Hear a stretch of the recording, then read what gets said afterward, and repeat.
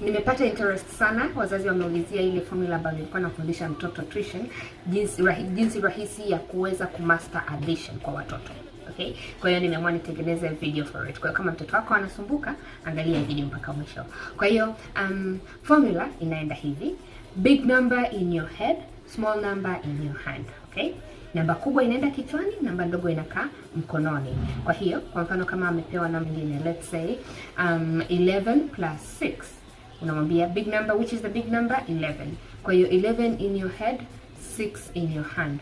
Kwa hiyo anaanza kuhesabia kutokea kwenye 11 iliyo kwa akilini. 11, 12, 13, 14, 15, 16, 17.